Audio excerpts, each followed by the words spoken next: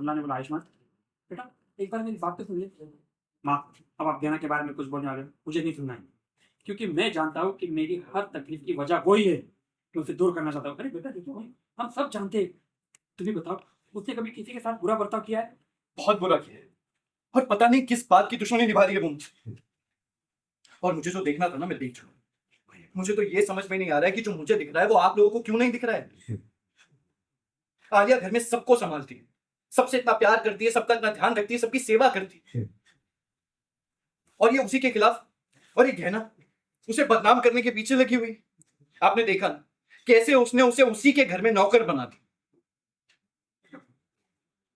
गलत डॉक्टर बाबू, ये आपका घर, उसका घर नहीं है। बुआ जी, कमला माई, बाबूजी का घर है ये हमारा परिवार, हमारा घर है। और अगर आपको इतना ही विश्वास है ना उसकी अच्छाई का, तो क्या आप अपनी आंखों में देखकर कह सकते हैं कि हम झूठ बोल रहे हैं?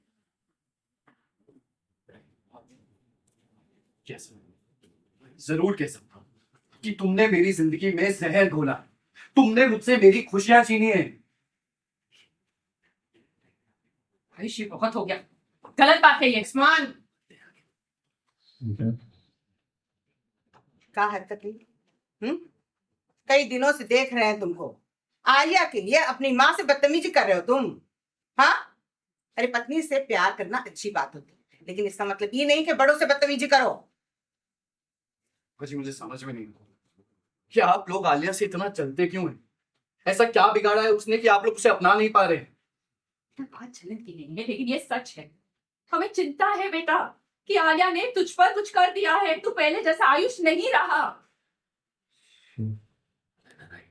बेटा इस बात से ना हम भी सहमत हैं। हम देख रहे हैं तुम्हारा दिमाग कुछ और ही चल रहा है आजकल।